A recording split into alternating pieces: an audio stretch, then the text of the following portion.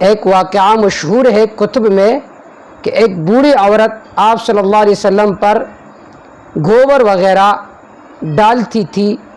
اور پھر وہ آپ صلی اللہ علیہ وسلم سے متاثر ہو کر مشرف باسلام ہوئی۔ دوسرا واقعہ یہ ہے کہ آپ صلی اللہ علیہ وسلم ایک مرتبہ باہر تشریف لے گئے تھے، واپسی پر آ رہے تھے، ایک بوڑھی عورت تھی، ان کے پاس ایک سامان تھا، آپ صلی اللہ علیہ وسلم نے ان سے سامان لے لی اور وہ بوڑھی عورت آپ صلی اللہ علیہ وسلم سے کہنے لگی کہ یہاں پر مکہ میں ایک آدمی آیا ہے، اس سے بچ کر رہنا۔ جب اس عورت کا گھر آ گیا، آپ صلی اللہ علیہ وسلم نے انہیں سامان واپس دے اور فرمانے لگے کہ جب بھی آپ وہاں پر آئیں گے تو مجھے پاؤ گے، تو مجھے ہی پاؤ گے، میں ہی محمد ہوں جس کے بارے میں آپ برائی بیان کرتی تھی۔ تو سائل کا سوال یہ ہے کیا یہ دونوں واقعات صحیح ہے یا نہیں ہے؟ الجواب، دیکھیے سیرت سے متعلق صحیح واقعات احادیث میں موجود ہے، اور آپ صلی اللہ علیہ وسلم کا جو سیرت طیبہ ہے یہ ہمارے لیے اسوہ حسنہ ہے۔ یہ بات تو اپنی جگہ پر صحیح ہے کہ آپ صلی اللہ علیہ وسلم سے اخلاق ہی سے متاثر ہو کر کافر مسلمان ہو گئے، لیکن اس کے لیے من گھڑت واقعات کا سہارا لینا درست نہیں ہے۔ یہ جو واقعہ ہے یہ کسی معتبر کتاب میں موجود نہیں ہے، بس یہ جو اسکولز اور کالج وغیرہ ہے اس کے اردو کے کتب میں، سیرت کے کتب میں اس طرح واقعات بیان کی جاتی ہے، لیکن اس کا کوئی سند نہیں ہے۔ آپ صلی اللہ علیہ وسلم اخلاق کا ایک عظیم نمونہ ہے ہمارے لیے۔ لقد کان لکم فی رسول اللہ اسوۃ حسنہ، اللہ رب العزت نے فرمایا کہ آپ صلی اللہ علیہ وسلم میں آپ ہی کے لیے اسوہ حسنہ ہے، تو اس کے لیے من گھڑت واقعات کا سہارا لینا درست نہیں ہے۔ صحیح واقعات سیرت میں موجود ہے، اور جو بھی من گھڑت واقعہ بیان کر کے آپ صلی اللہ علیہ وسلم کی طرف اس کی نسبت کرتے ہیں تو یہ ثواب کے بجائے اپنے لیے گناہ کماتا ہے۔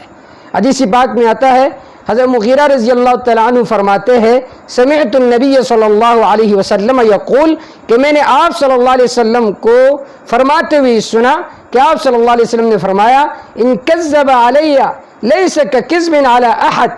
کہ جس نے میرے اوپر جھوٹ باندھا، یہ ایسا نہیں جیسے کہ تم میں سے کوئی ایک آدمی دوسرے پر جھوٹ باندھتا ہے، بلکہ آپ صلی اللہ علیہ وسلم نے فرمایا، من کذب علی متعمدا فلیتبوأ مقعدہ من النار، جس نے جان بوجھ کر میرے اوپر جھوٹ باندھا، فلیتبوأ مقعدہ من النار، چاہیے کہ وہ اپنا ٹھکانہ جہنم میں بنائے۔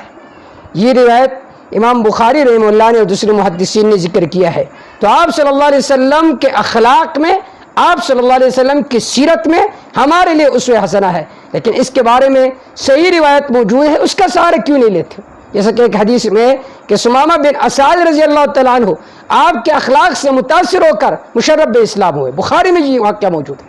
اسی طرح یہ واقعہ بھی صحیح واقعہ سیرت کی کتب میں موجود ہے۔ آپ صلی اللہ علیہ وسلم ایک غزہ میں ایک مرتبہ ایک کیکر کے درخت کے نیچے آرام فرما رہے تھے، ایک دیہاتی نے آ کر وہاں سے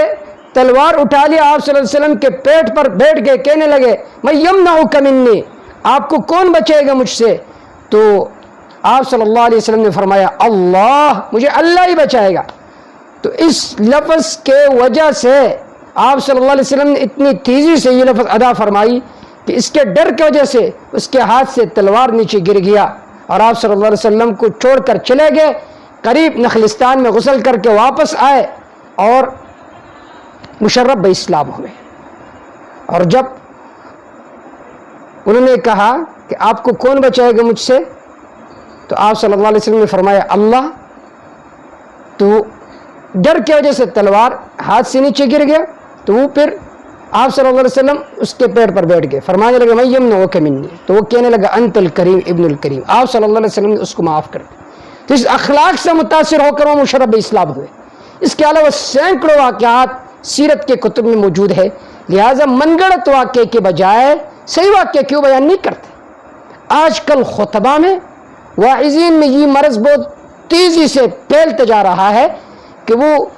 اس لیے من گھڑت واقعات بیان کرتے ہیں اور آپ صلی اللہ علیہ وسلم کی طرف منسوب کرتے تاکہ لوگ واہ واہ کریں، تاکہ لوگ یہ کہیں کہ خطیب صاحب نے بہت اچھا بیان کیا۔ اور آج کل تو ربیع الاول بھی قریب ہے، تو لوگ سیرت کے جلسے منعقد کریں گے، پھر اس میں صحیح سیرت بیان کرنے کے بجائے من گھڑت واقعات بیان کریں گے۔ خدا را دین اسلام میں آپ صلی اللہ علیہ وسلم کا ذاتی گرامی اور آپ صلی اللہ علیہ وسلم کے اخلاق، آپ صلی اللہ علیہ وسلم کا سیرت و کردار، یہ ہمارے لیے اسوہ حسنہ ہے. لیکن جو واقعہ صحیح سند سے ثابت ہو اس کو بیان کی جائے، جو غلط واقعہ ہو اس کو بیان کرنے سے احتیاط کرے. اللہ تعالی